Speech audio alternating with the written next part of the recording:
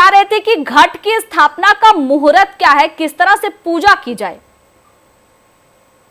वही बता रहा था कि अच्छे ब्राह्मणों को बुला करके उनका पूजन करिए और उनके द्वारा बताए हुए विधि विधान से कलश स्थापन करिए। क्योंकि कलश मतलब माता की हम स्थापना अपने घर में माता को बुला रहे हैं।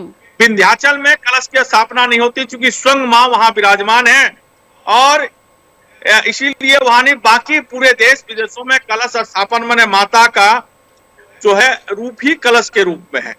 उसके बाद हम रोज कन्या पूजन करें तो अच्छा है, नहीं तो नवमी के दिन हम कन्या का पूजन करते हैं कि देवी के रूप में मान करके, और उस कलश के चारों ओर बालू सैंड जो बोलते हैं उसको लगा करके उसमें जौ बुना जाता है, जो बड़ा ही अच्छा उसको माना जाता है। जौ विजयादशमी के दिन निकाला जाता है, पहले भगवान को अर्पित किया जाता है, फिर सभी लोग अपने कानों पर, पुस्तकों में, ग्रंथों में उसको रखते हैं। और इस समय हो सके तो फलाहार रहना चाहिए, नहीं तो कम से कम लहसुन, प्याज, शराब, मदिरा इस सब का उपयोग नहीं करना चाहिए। कोई बीमार व्यक्ति है तो जिस समय पूजन हो सुबह में उस समय तक फलाहार रहें, बाद में अल्पाहार ले सकते हैं, कोई ऐसा नहीं है।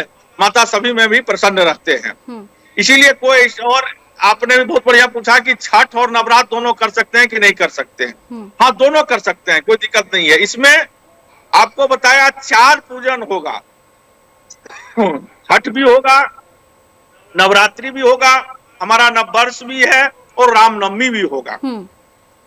इसमें सब पूजन एक साथ होगा, कहीं कोई दिक्कत नहीं है, क्योंकि उस समय भी षष्ठी और सप्तमी में माता का ही पूजन होता है, इससे कोई दिक्कत नहीं है। सभी प्रकार के पूजन हम कर सकते हैं।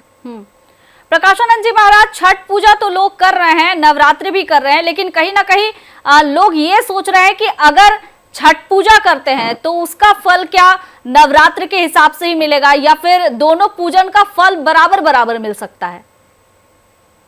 नहीं, ये पूजन क्या है, ये कल्प वृक्ष है, ये समुद्र है। यहाँ कोई ऐसा नहीं है कि इतना मिलेगा, उतना मिलेगा, उतना मिलेगा। अरे समुद्र से 1 लोटा जल कोई निकाले या 1000 लोटा निकाल ले, क्या फर्क पड़ता है? तो आप जितने पूजन करेंगे सबका लाभ मिलेगा। यह कल्प वृक्ष है, माँ हमेशा प्रसन्न होती है। किसी प्रकार से आप पूजन कर लें, माँ का गलत मंत्र भी जाप कर ले तब भी माँ प्रसन्न होती है। देवी भागवत में आता है कि एम नहीं कर करके एम कहा, उसी में भगवती प्रसन्न हो गई और वरदान दे दिया कि जा तुम यशस्वी भवो, जा तुम विद्वान हो जाओ।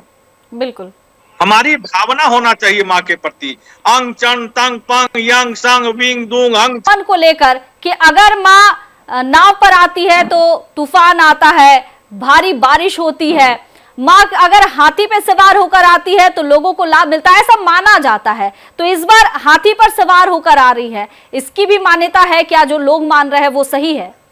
बिल्कुल बिल्कुल बिल्कुल हमारा मान्यता है। हाथी शुभ का प्रतीक माना गया है। आप देखेंगे बड़े बड़े राजा या बड़े बड़े महलों के बाहर 2 हाथी लगाए जाते थे, मार्बल के, पत्थर के, किसी और के। हाथी को गजानन का भी प्रतीक माना गया है। इसीलिए इस बार माँ जो है सो हाथी पर सवार होकर के आ रही हैं। इस बार चारों प्रकार से यह बहुत फलदायी होगा, सभी के जीवन में बड़े अत्यंत सुखदायी प्रदान करने वाला होगा। माँ अपने भक्तों पर धर्म, अर्थ, काम, मोक्ष, सुख, समृद्धि, शांति, यश, कीर्ति, आयु सबकी वृद्धि होगी। माता से आप पूजन करेंगे, प्रेम करेंगे, माता का भाव रखेंगे। इस बार 30 वर्षों के बाद ऐसा समय काल परिस्थिति आया है जो 30 वर्ष पहले आया था। तो इसमें सभी लोग माता को एक फूल वही अर्पित करेंगे, उसका बहुत लाभ है। अड़हुल का फूल चढ़ाएं, लाल फूल चढ़ाएं तो अति उत्तम है। अक्षत चढ़ाएं, रौली मोली सब जिस प्रकार से मनोतियां, फल है, खीर बना करके, पुआ बना करके, जो भी आपसे हो सके माता के लिए आप वो करें तो आपके लिए अत्यंत फलदायी होगा। ये इस बार जो है 6 तारीख को ही नवरात्रि यानी नवमी पड़ रही है, उस दिन कन्या पूजन की जाएगी और उसी दिन समापन मान लिया जाता है। यानी इस बार 8 दिन की नवरात्रि हम मान ले। इस बार 2 तिथि एक दिन पड़ रहा है, इसीलिए 8 दिन का ही है। 2 तिथि एक ही दिन पड़ जा रहा है, इसीलिए 8 दिन का ही होगा। लेकिन पूजा 9 माता का होगा।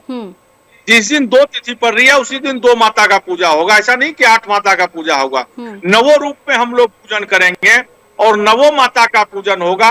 और नवों प्रकार की सिद्धियां 9 ही पूर्ण है, बाकी सब अधूरा है।